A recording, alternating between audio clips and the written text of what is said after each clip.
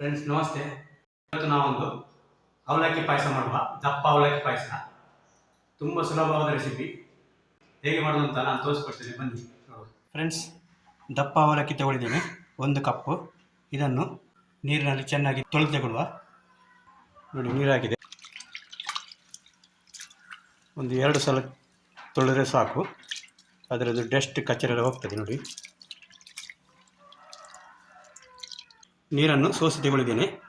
ಇದನ್ನು ಸೈಡಿಗೆ ತೆಗೆದಿಡುವ. ತೆಂಗಿನ ತುರಿ, ಇದರದ್ದು ಹಾಲು ತೆಗೆಯುವ. ಮಿಕ್ಸಿ ಜಾರ್ ತಗೊಂಡಿದ್ದೇನೆ, ಇದಕ್ಕೆ ಹಾಕುವ. ಸಣ್ಣ ತೆಂಗಿನಕಾಯಿ 1 ಗಡಿ ಉಂಟು ಇದರಲ್ಲಿ. ಇದಕ್ಕೆ ಸ್ವಲ್ಪ ನೀರು, 2 ಏಲಕ್ಕಿ.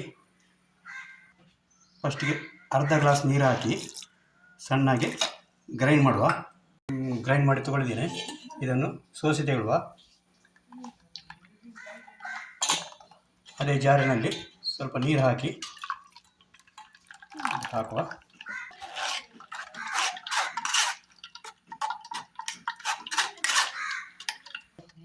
ತೆಂಗಿನ ಹಾಲು,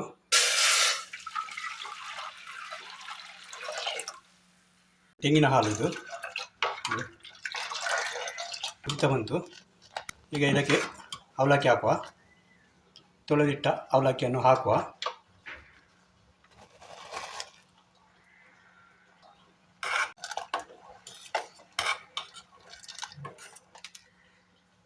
ಬೆಲ್ಲ ಹಾಕುವ. ನಾನು ಬೆಲ್ಲ ಪುಡಿ ಹಾಕ್ತಾಯಿದ್ದೇನೆ.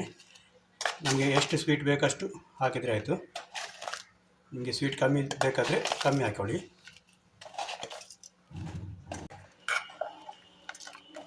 ನಾನು 4-5 ಸ್ಪೂನು ಬೆಲ್ಲ ಹಾಕಿದ್ದೇನೆ.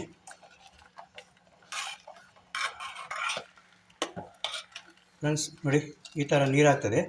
ಇದಕ್ಕೆ ಅಕ್ಕಿ ಪೌಡ್ರ್ ಇದ್ದರೆ 1 ಗ್ಲಾಸಿಗೆ 1 ಟೀ ಸ್ಪೂನ್ ಅಕ್ಕಿ ಪೌಡ್ರು ಸ್ವಲ್ಪ ನೀರು ಹಾಕಿ ಮಿಕ್ಸ್ ಮಾಡಿ ಇದಕ್ಕೆ ಹಾಕ್ಕೊಳ್ಬೇಕು. ನಾನಿವತ್ತು ರವೆ ಹಾಕ್ತೀನಿ, ಬಾಂಬೆ ರವೆ. ನೋಡಿ, ಇದು ಹಾಕಿದ ತಕ್ಷಣ ಇದನ್ನು ತಿರುಗಿಸಬೇಕು, ಇಲ್ಲಂದರೆ ಗಟ್ಟಿ ಗಂಟಾಗ್ತದೆ ಅದು. 2 ಟೀ ಸ್ಪೂನ್ ಹಾಕ್ತಾಯಿದ್ದೇನೆ.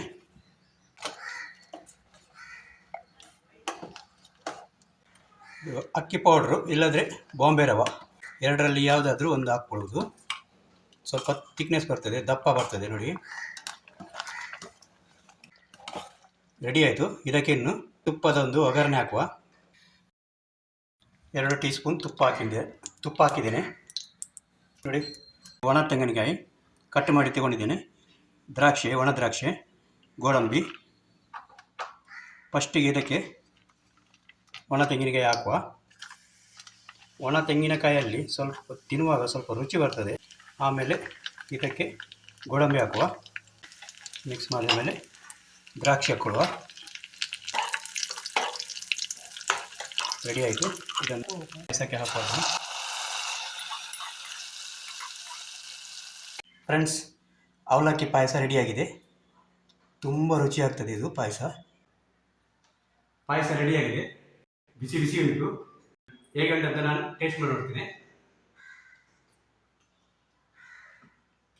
ಬಿಸಿ ಉಂಟು, ತುಂಬ ಸಾಫ್ಟ್ ಆಗಿದೆ, ಒಳ್ಳೆಯಾಗಿ. ದಿಢೀರಾಗಿ ಮಾಡ್ಬೋದು. ಯಾರಾದರೂ ನೆಂಟರು ಬಂದರು, ಮಕ್ಕಳಿಗೆ ಸ್ವೀಟ್ ತಿನ್ನಬೇಕಂತ ಇತ್ತು, ಆವಾಗ ಈ ಪಾಯಸವನ್ನು ಮಾಡ್ಬೋದು.